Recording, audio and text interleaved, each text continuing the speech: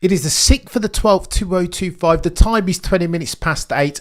I've just watched the press conference between Max, Oscar and Lando, and I've never been more scared for a driver in my entire life. This being said, as a Max fan, not necessarily the biggest Lando Norris fan, British Vogue, look Lewis, it's easy to win in the fastest car and you are not doing it. Contradiction and hypocrisy settings. Not the biggest Lando fan, but the empathy pours out of me watching this press conference. We'll go through, I'm telling you, it's techier than techie things. Bookmakers, as of the time of writing, have Lando Norris as a massive favourite. If you run 100 simulations of the race tomorrow, they have Lando Norris winning 82% of the time. Max Verstappen only winning 25% of the time. I think that's wrong. Underground, stop with the Max glazing, brother. Listen, is it glazing really underground if there is truth underpinning it? I'm gonna make the case. Look, I don't want for Lando Norris to flop tomorrow. I don't wish it for him.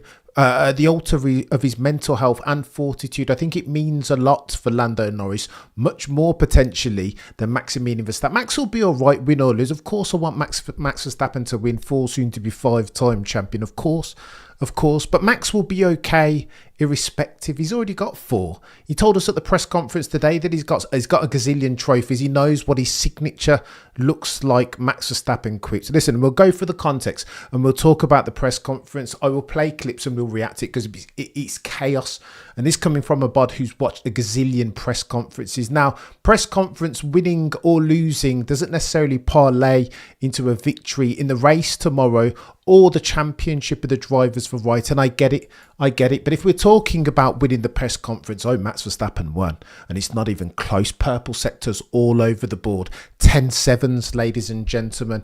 TKO in the first round. I'm telling you, it is techie. Let me give you the context this way. And again, going into the season finale, I've never seen a circumstance where all of the F1 aficionados, the guys and girls with an infinitely go-tier F1 mind than me, are all sat on the same side of the fence. Ted Kravitz went around the paddock and he said, Max, Oscar, or Lando, to a man or woman, each and every single one of them said Max. Check one. You heard already that Mark Hughes wrote an article where he talked about Max Verstappen's race pace and said it's something to be feared, that yeah, the MCL 39 is quickest, but potentially over the course of a race distance that Max Verstappen will have something to say to Lando. Check 2, your Exhibit B. Exhibit Z. Mark Hughes said some words to these effect. In fact, I'm going to read it out, chat. I'm going to build the case because I'm concerned for Lando before we watch the press conference, or at the very least listen to some clips. Here's what Mark Hughes said. Verstappen heads to Abu Dhabi 12 points behind Lando Norris and 4 in front of Oscar Piastri. The numbers, of course, still favour Lando Norris, but there does seem to be an inevitability about the way that events are conspiring to give Max Verstappen opportunities. That's Mark Hughes writing. For the avoidance of doubt, all F1 journeys are created equally, but some are created more equal than others. Hughes has just got his lifetime accreditation pass for how many Grand Prix he's been, for how long he's been around F1. And if he's saying that, then I think we want to take notice, chat. Something's going on here. And the broader context, of course, is this. Zach Brown's been questioned ad infinitum about Papaya rules, and up until this week it was one of these, yeah, we'd rather lose the Drivers' Championship if it meant us picking favourites. Now, however, the pressure has made Zach Brown say something different. U-turn, 180 settings, hypocrisy settings, indecision settings. Zach Brown says, if we get into the race and it becomes very clear that one has a chance and the other does not, we're going to do what we can to win the Drivers' Championship. That's rich, Zach Brown. But again, some say that you might have to, especially Nico Rosberg, who knows all about championship pressure. Mention no names, 2016, when he, like Lando Norris tomorrow, needed to finish 3rd. A podium would have netted him then, which he ultimately did, the Drivers' Championship in 2016. Of that circumstance today, Nico Rosberg said this, and I'm going to quote him. You're just terrified to make that little mistake if you're Lando, which could cost you the dream, and you have this insane gladiator breathing down your neck. He has a name. His name is Maximilian Verstappen. That's like the worst guy in the world that you'd want to have right behind you, Maximilian Verstappen. Nico Rosberg talked ad nauseum about the level of pressure, that it was suffocating almost, that he didn't have a chance of putting it on pole because he couldn't get his head together. He couldn't get out of his own head, just like Lando Norris. He was worried about what he was worrying about. Nico Rosberg said then that he only got 2 hours sleep. I don't think Lando Norris will get much more than that, particularly given the pressurised circumstance. And again, I'm not even a Lando Norris fan, and I feel sorry for the guy. That's the extent to which the one that they call Maximilian Verstappen is turning the screw on this fella. Then you've got George Russell behind you, meant to be a friend of Lando Norris, but he's talking like this. Roll the clip. I don't think it's acceptable or reasonable to ask a driver who's also in a shot of a championship in the very last race to move over for your teammate. I think if it were, in other seasons gone by, let's just say, Checo and Max, or, Barrichello and Schumacher, when clearly one driver is the one going for the championship, and if in the last race the guy who doesn't have a shot of winning the championship moves over, that is absolutely reasonable, and I think every single driver would do that. But for me, I don't think it would be fair at all. I think they both need to be given a shot, and if they lose out because of it, you just need to say the other guy did a better job. I don't think it's acceptable or reasonable. Oh, the humanity. King George Russell of Kings Lynn, Norfolk. And then post-qualifying today, he doubled down, didn't he? Toto was like, you know what, the driver championship has nothing to do with us. But when questioned, King George Russell of Kings Lynn, Norfolk had something like this to say: I'm going to race my race. This is no different. I'm not going to lose any sleep tonight about who's going to win the championship or not. Can you imagine Lando Norris hearing that from his old friend, King George Russell of Kings Lynn, Norfolk? Oh, the humanity. He'd be expecting favours. No chance. Not from George. George only serves himself. 25 points is the only stock in which George Russell is invested. And then we get one of these, chat. Because Lando Norris looked god tier in free practice, but this is always the pattern. If past his prologue, he looked genius, didn't he? FP2 Alex Brundle on F1.com, the official YouTube channel, did a breakdown and said how well embedded Lando Norris looked, how stable the car looked, how happy he was and comfortable enough. Lando Norris was no Riz 1.0. Was to roll the track infringement dice. Look how much, he's not leaving any track width on the table, is he? That was free practice. Now look, the problem for Lando that we've always called him out on is that as brilliant as that dude is, his iniquity, his inefficiency and ineptitudes lie in the ability to do it in the critical times, the peak F1 times, like, I don't know, a Q3 in round 24, Abu Dhabi Grand Prix qualifying. But let's compare and contrast. That's FP2 from Lando Norris on the money. Peak settings as far as Sector 3 was concerned. Let's have a look where Lando Norris was in qualifying. Same piece of track, yeah, as versus Maximilian Verstappen. Now you tell me, chat, who's not leaving any crumbs on the table? Which one of those two, Lando Norris or Max Verstappen, is not leaving any lap time, driving the car at 10 tenths in the most critical session of the year season to date? It's Maximilian Verstappen. He's not leaving any track width on the table. Now look, maybe this is me, a bit of a nothing burger, something of a microcosm potentially if we're going to play devil's advocate. Maybe Lando Norris is right. Maybe it takes all sorts, different types of personalities to win themselves driver championship. But we've always contended this is the pushback as far as Lando's aspect is concerned. That in the 75-year history of Formula One, there is one type of personality who wins the championship most frequently. It's a fire-breathing dragon, a Max type or a Lewis type back in the day, a Senna type or a Schumacher or a Sebastian Vettel, a multi-21. A Seb wouldn't even hesitate to multi-21. Why? Because all he was concerned about then, not PR, not what the world and F1 fans were going to think about him, not what the other drivers were going to think about him or their POV, just winning races, the dub. That's all that those bods are interested in. Lando Norris is juggling a very many different balls, spinning for a very many different POV plates. And in that, some say, is lap time burden. You want to be free, unencumbered, like Maximilian Verstappen. All he wants to do is win. Don't believe me? Well, let's check out Maximilian Verstappen. This is mad. I'm telling you. We're going to go for the last clip first. Reverse chronological order. I had to take a cheeky video with this because I just thought it was the levels of pathetic fallacy. You could not get more apropos as far as Maximilian Verstappen's demeanour in that press. So roll this clip and then we'll talk about it. A question for Lando, 2 questions. Would you sign to finish tomorrow the way you finished today? And the second, in an ideal situation, as approaching a season, it's better to be, in terms of mindset, the hunter or the hunted? Maximilian Verstappen there looks like he's a lion cleaning out his teeth. Uninterested, doesn't care about the question. And when you see in stark contrast to the demeanour and countenance of Lando, especially, Oscar's similar to Max, not nonplussed, almost nonchalant.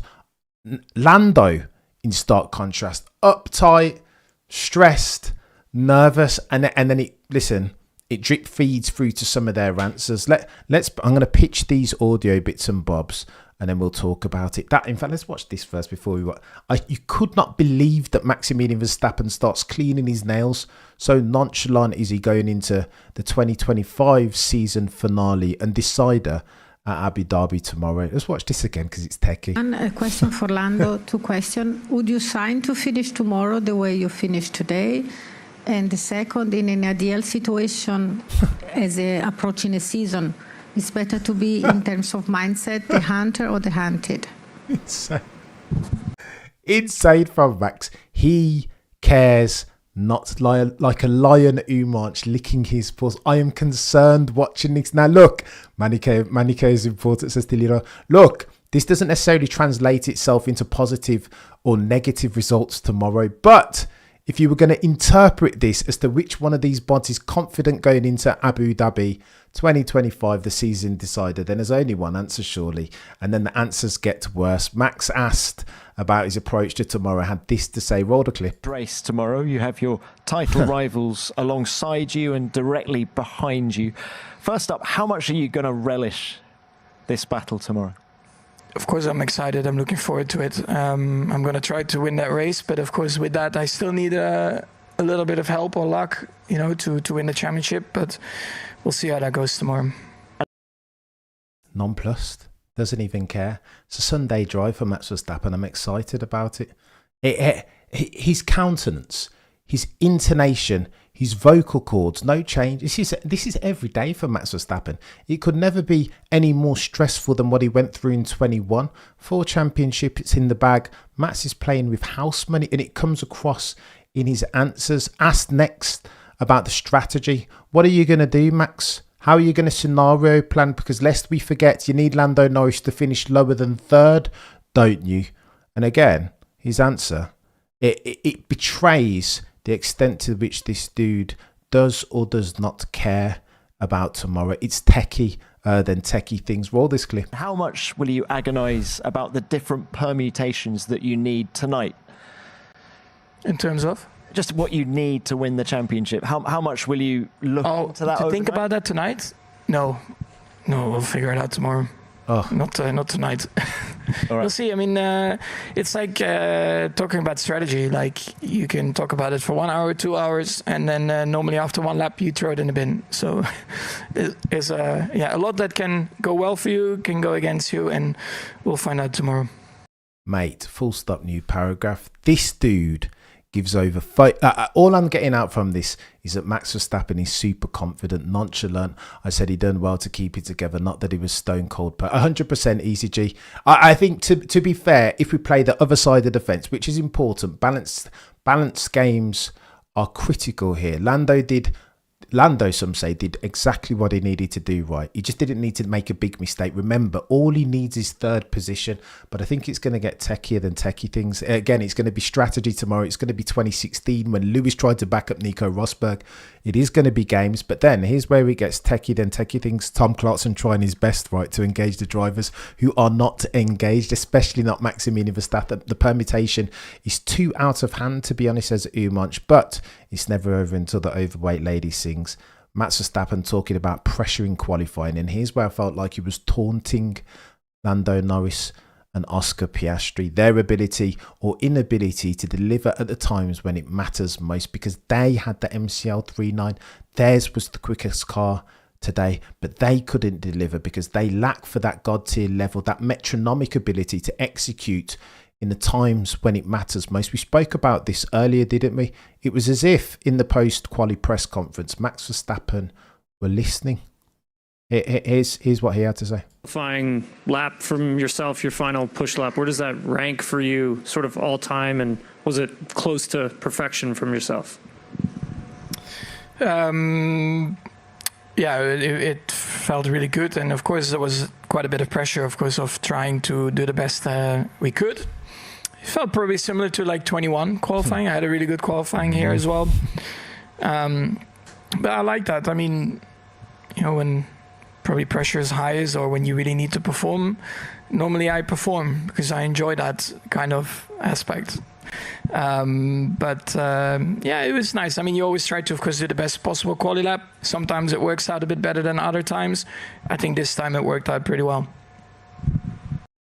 I like the pressure, says Max Verstappen. That's where I'm best. Let's have a look at how you McLaren boys either side of me fare. It's like, listen, when you put the pressure up, I perform in that. These are the very murky waters in which I wade my natural habitat. Maximilian Verstappen is saying, I can't say that for any other driver or every other driver of the other 19 on the grid.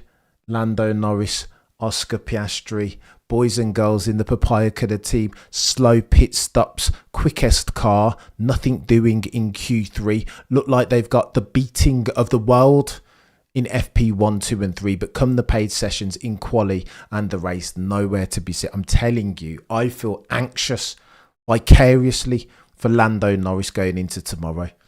I mean, way to send out a warning sign, Maximilian Verstappen. I will see you that, Lando and Oscar Piastri, and raise you this. And then he was asked about tactics 2016 potentially. Are you going to Constantina the pack up? Because that's the big question. Don't think for a second. George Russell told us this. He's not expecting Max Verstappen to drive off down the road. Of course, there's going to be brinksmanship.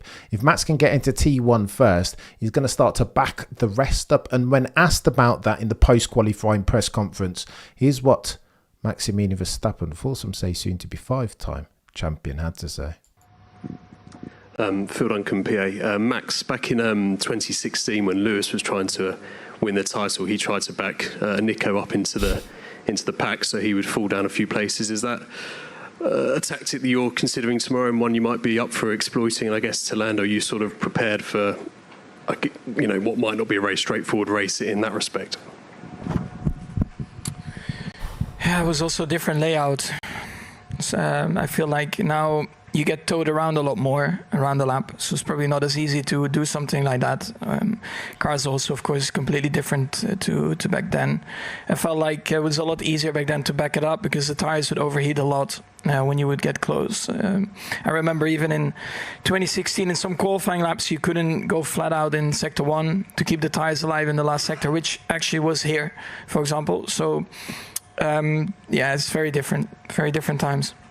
True also, Maximilian Verstappen, but dint to the fact that you've already thought about this and had this answer ready to hand makes me know that this is an option tomorrow. Maximilian Verstappen will want to win. I don't think there's too many things at which he won't stop or do to get himself the 5th consecutive back-to-back. I mean, he would have considered that option.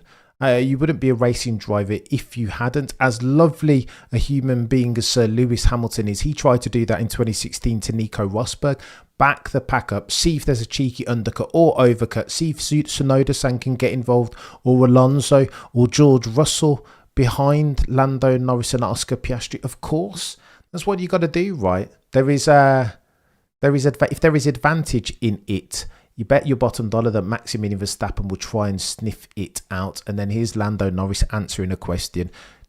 Check. Compare and contrast the different intonage or intonation. Even the tone of Lando's voice betrays not the confidence of a Maximilian Verstappen, nor the nonchalance. It betrays a nervousness, an anxiety, in my humble opinion. Maybe something of a nothing, but check it out for yourself and we'll speak to it. Roll the clip. Luke Smith from The Athletic. And one for Lando, obviously in the build-up to Qatar, you could have won the championship there on Sunday. How did that, going through that experience in terms of nerves and pre-race build-up and everything like that, has that helped you going into this weekend? Will it help you tomorrow, or the stakes just so much different this time around? Let me pause before we hear the answer. If there were a question that Lando Norris did not want to hear, it would be that. You are experts in seizing defeat from the jaws of victory. You had the opportunity to win last race weekend, but you didn't because your team dropped the ball. It's techie, this. It is techie. I felt bad for Lando Norris. No comment potentially would have been the answer that I would have given were I Lando Norris. Michael, you're a legend. Far too kind, sir. T-Racer says, I don't think the question we ask is if Max will win tomorrow, but where will Lando finish? That's the exam question, T-Racer. Touche. And this is what I'm trying to discern from Lando Norris's responses today. Lando Norris responds to that question thus. I mean, it feels a bit different, but just because it's the final race of the year, not because of anything else. And I felt pretty normal into Sunday last week. I didn't really have the expectation that I was going to get the championship because, I started P3 and just didn't really expect it. So, or P2. So, I felt good then. I feel good now. I feel, comfortable and ready to go. I feel like we got a good plan for things, but you can't, like Max said, you also just can't plan for everything. So I feel good. I feel excited to get the final race done and then go on holiday. Did you hear the nervous laughter?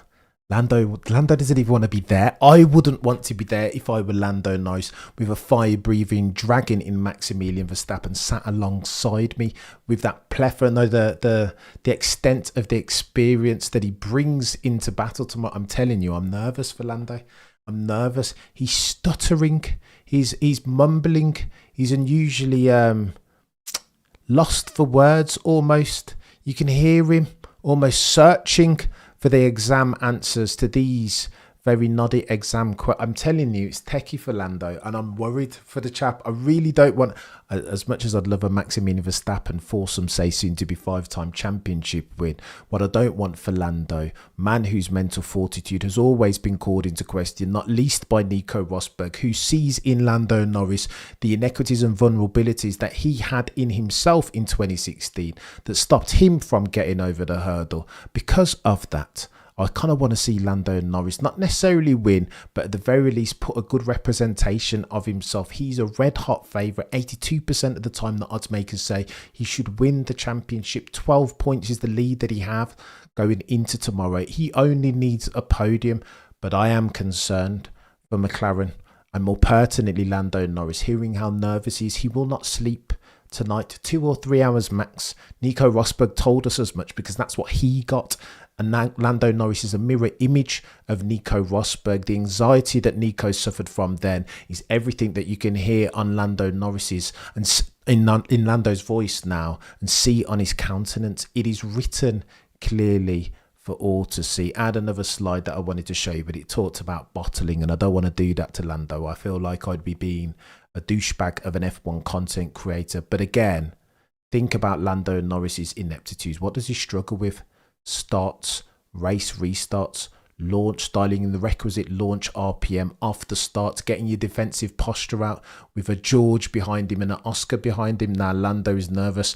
Meanwhile, Max will be sleeping like a baby tonight. I've never seen Max so confident and relaxed, and that in and of itself is nerve-wracking. It makes me feel anxious as a Maximilian Verstappen fan, not for Max, but for Lando, because it's going to get techie things going into tomorrow, and I'm super nervous. Again, let me state this may be a nothing burger.